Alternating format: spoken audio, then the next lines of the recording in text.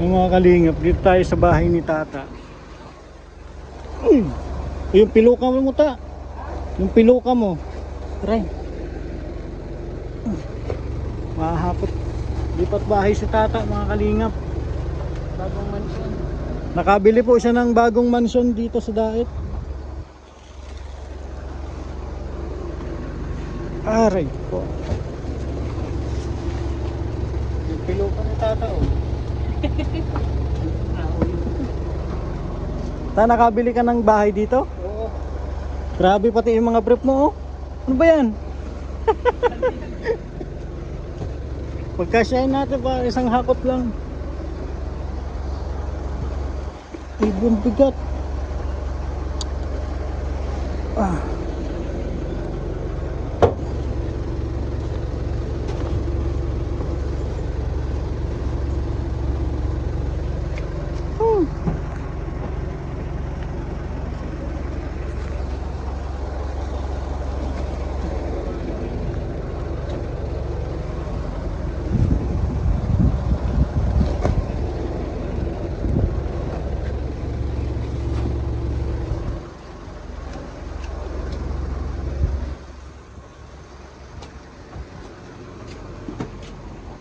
Daming sapatos.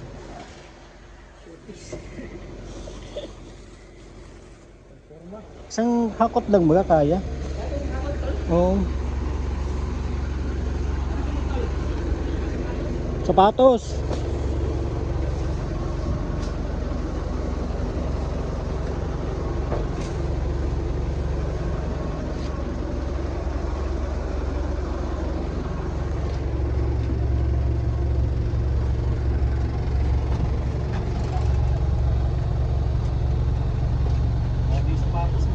Sana all.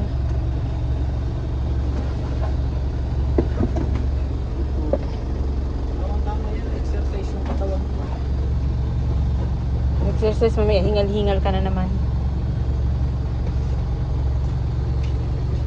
Ay, magdi-deliver tayo ng sapatos. Dami. Puma. Ito yung sapatos ni Tata. Parang mas marami pa yung sapatos kaysa sa damit eh.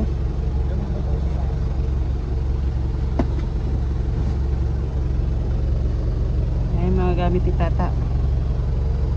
Ay, grabe. Parang mas marami. Benta na natin yan. Parang puro sapatos hahakutin natin eh.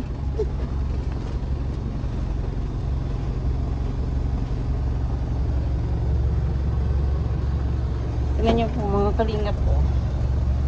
Ay, wow. Collection yata ni Tata ang sapatos. O, ayun pa.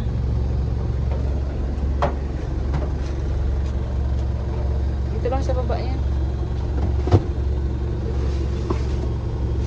Puro sapatos po. Yung iba dun. Ano?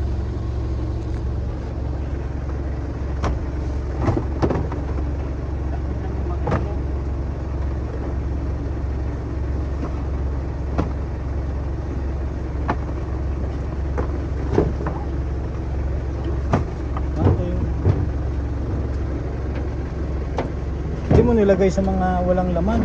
Lagay mo sa mga walang laman.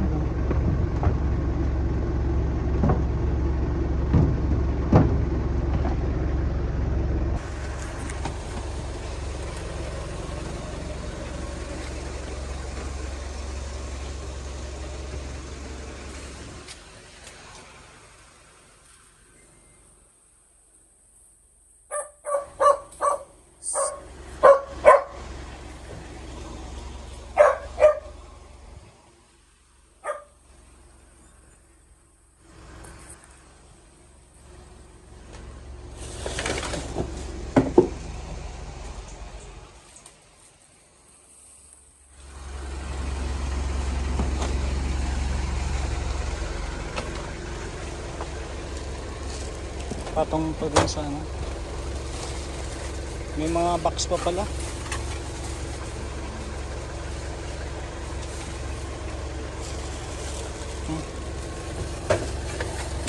Ilagay ako ng gamit ko. Pumunta ka dito sa dait, wala kang mga dala. Ang dami mo nang gamit ha. Brief tsaka damit lang. Asawa na lang ko lang. Ay, asawa? Asawa na lang ko lang. Wala, umayaw si Marjo ay.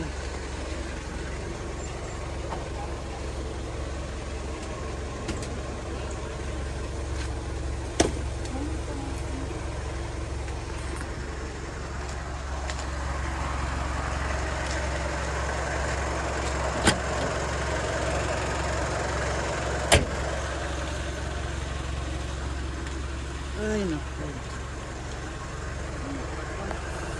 May aircon ba? Di ba may aircon? Mahina?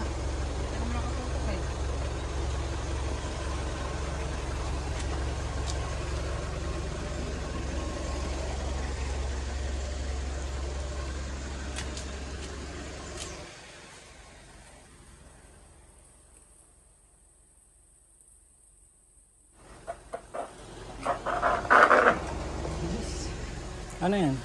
Yung higaan mo? Diba? Buli ka ng bago. Tignan bago na.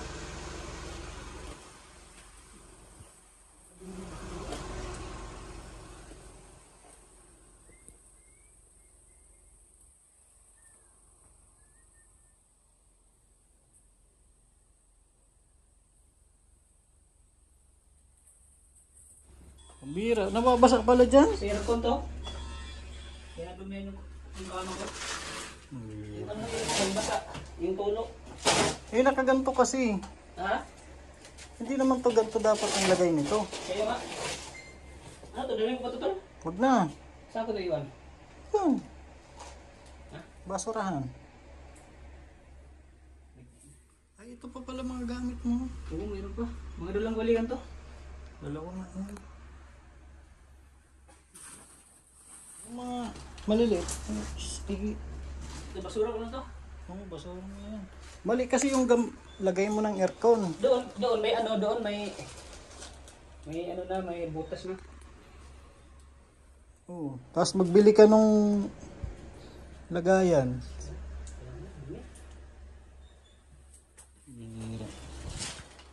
Nakasaksak pa yata yan eh.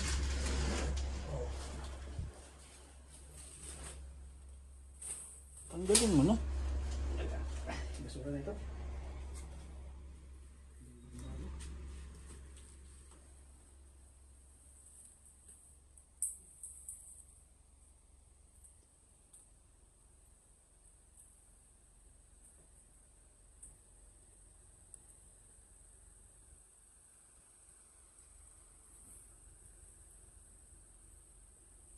Ito muna oh. Ha? Karga mo na to. Di wala akong persa. Ito na lang muna. Ha? Ito muna. Oo. Para ano.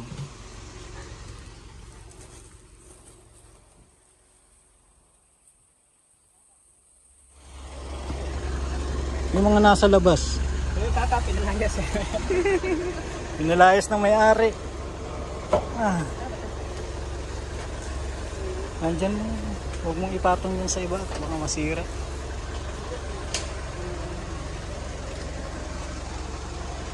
Yan. Tapos yung mga ano mo, tawag dyan? Yun o. Travel.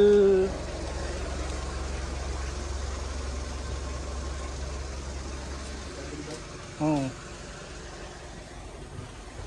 Ito ano ito? Oven? Kamotor ba yan? Hindi, ito itong nasa karton. Oven?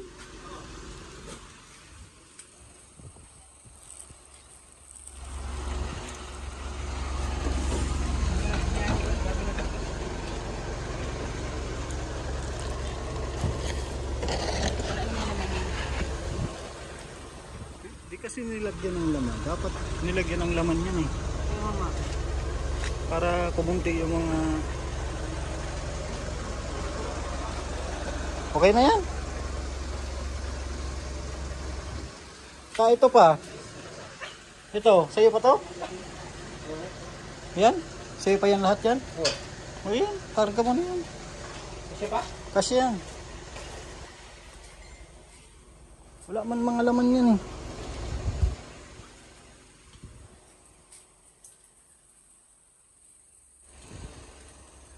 Para mamaya aircon tsaka ano na lang ang laman ang ilalagay. Yung box. May surak ka dun eh. Oh, yun. Yun na lang. Unahin na natin yan? Ulit? Huli na yun. Pag sabay-sabay na nung aircon.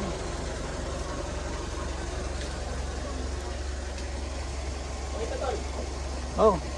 Electric pan, ano ba to? Electric pan? Oh, dito. Electric pan ba kasya pa dyan?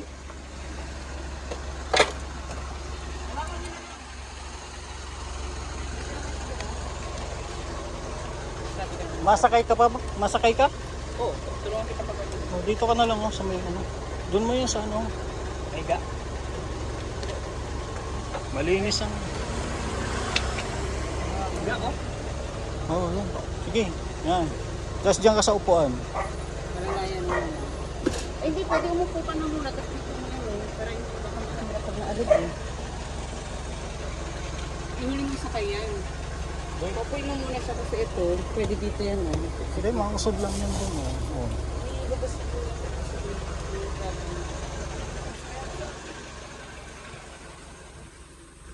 Ayan mga kalingap.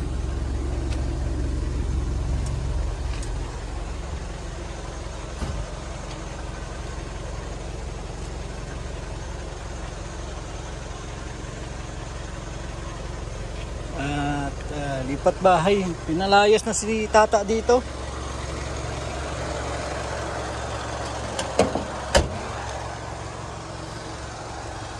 Tinulungan lang natin at nakiusap na ano na pwede daw bang samahan ko siya, tulungan ko siya sa lipat bahay niya. Ay nako, let's go.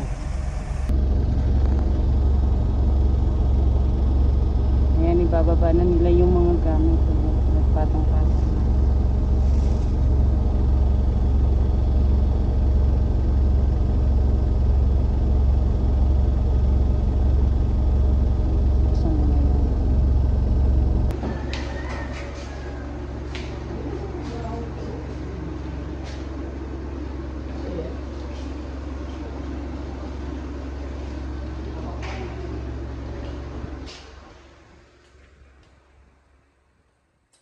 Uy, ano yan? Aircon? Maliit ba yung aircon mo? Malaki yun? Hindi, malamig sakto lang.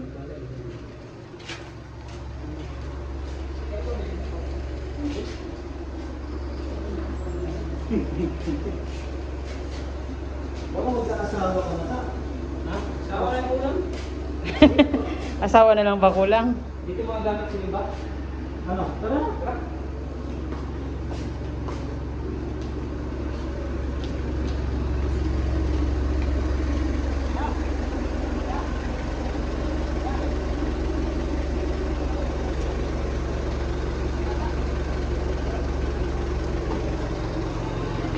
Teka nga.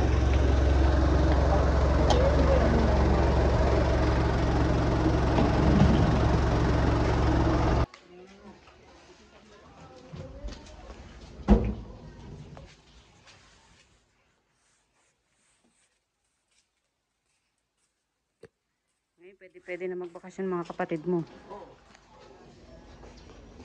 Yan, dito na muna nila ilalagay yung mga ano. Mga gamit. So, palagyan ko ng ganito, pulis no?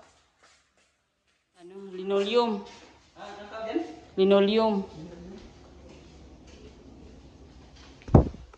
Yan, bababa mo na ito.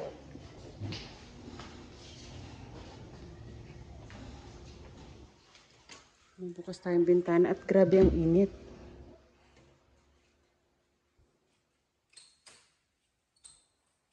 Ayaw mabuksan ito ah.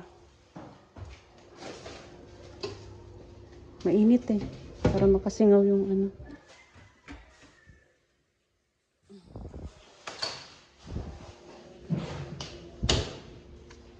Ayan. Ngayon natin i-house tour. House tour. House tour. CR.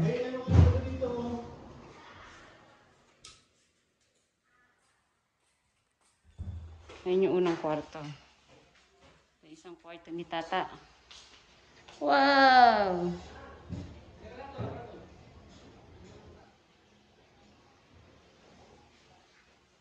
Diba?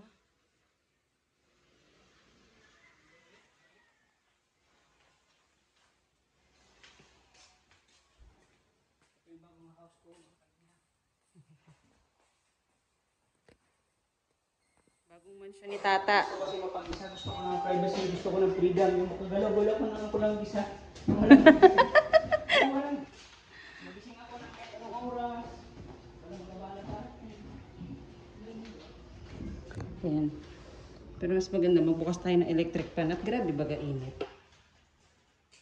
Makikialam na rin tayo. Ganyan ka ba si Dr. Lago? Iyan ganyan kanyang wifi.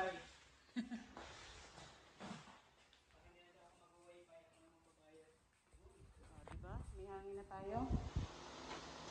Mainit eh.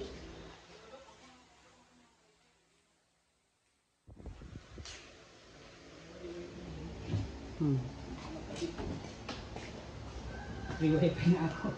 Pero pa rin magbabayan. Diba? May salamin pa. Naku, makikita ko sa post ni Tata itong salamin. Yes! Magandaan niya. Tinanggal Dr. lang yung salamin. Kasi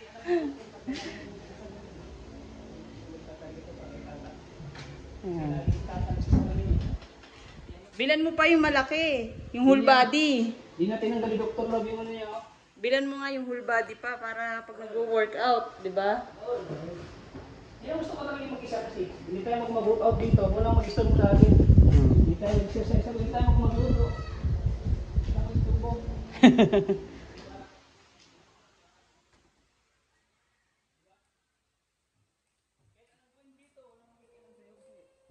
Sa'yo ito yung sarili mo. Naman. Iba talaga kapag ka sarili mong bahay. Malaya ka kung anong gusto mong gawin. Kaya kung anong gawin mo, pwede ka magulong-gulong dito. Gugulong-gulong na si Tata dyan, oh. Cardio. Pero asawa na lang talaga kulang. Wala nang sawa.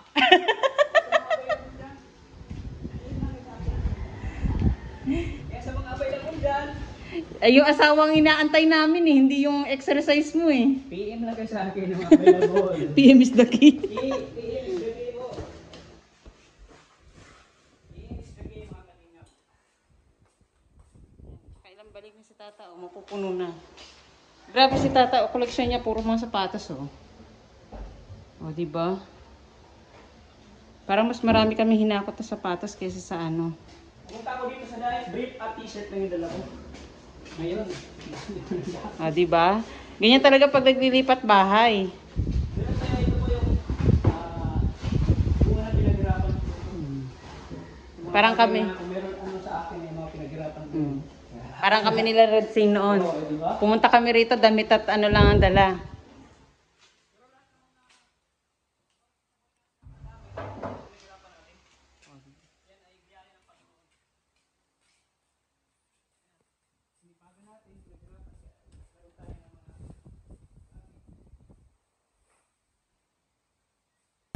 Yan ang mga kalingap. Pangalawang hakot na namin to ni Tatsuki. Puno na naman yung L3. Dami ng gamit ni Tata. Yung huling hakot na pinicheck niya lang kung may naiwan pa siya. Ay grabe yung sakit.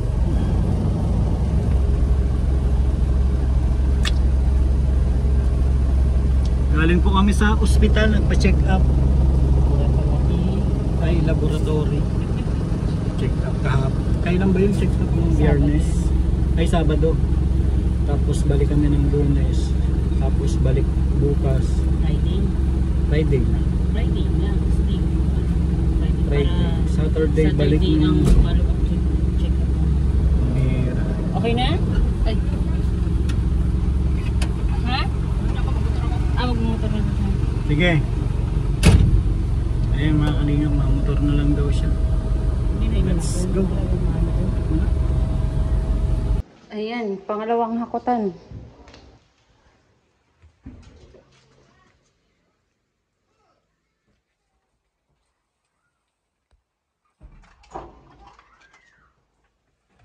Ay!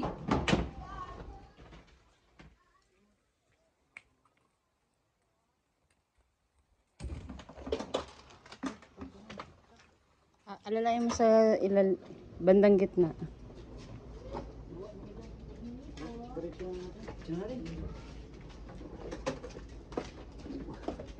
Yan, nakasira pa oh. Sira na ba talaga? Akyat ulit eh.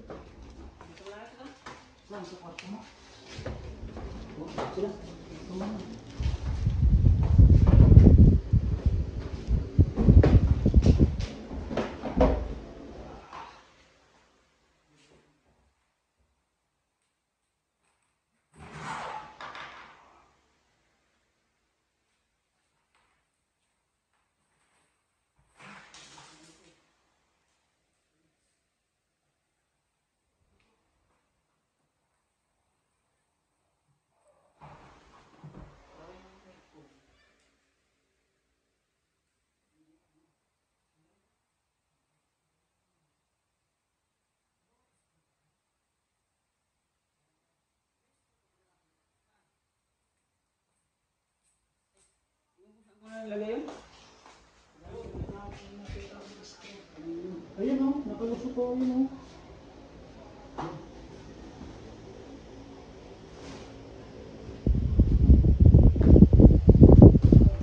Hindi, baba niya na yun.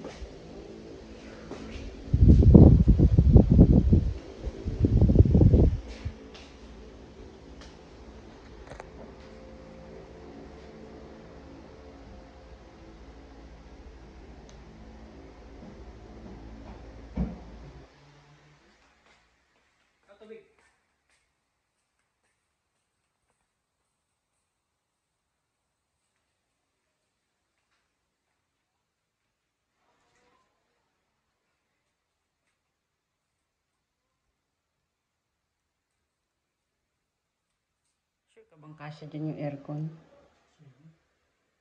Parang medyo malaki na konti.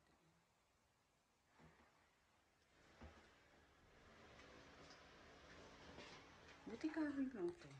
Oh, ay, bato rin. Ito lang palang kahoy.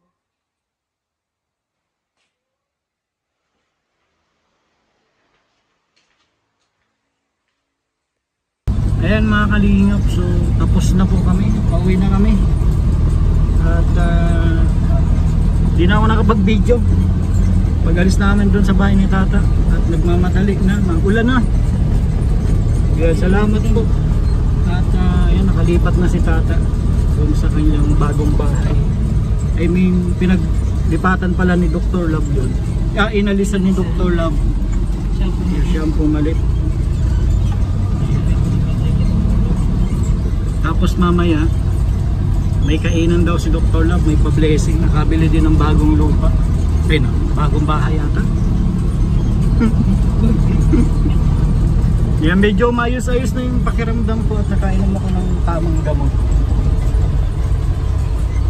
Pero ingat pa rin. Ingat lang ang galaw. Masakit ba? Pag ganitong galaw ng galaw, okay yung pinagpapawisan kasi sabi ng doktor kailangan daw talaga may exercise. Hindi naman issue yung exercise sa akin kasi ano naman ako na basketball. Ang issue lang talaga sa akin yung masakit ang katawan. Wala man inano talaga na exercise ng doktor. Gagalaw-galaw mo talaga. Lang daw yung mabilisan kasi hindi na talaga kaya. Pero kailangan daw mag-diet, ma-maintain yung 75 kilos. Ilalagpas ng 80. Paano kaya yun? Kasi 85 ako ngayon eh. Pero malaki ng binawas baga. Galing 90 ng 85.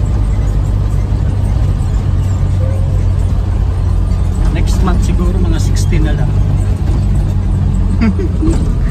Huwag kumain. Sige po, salamat po.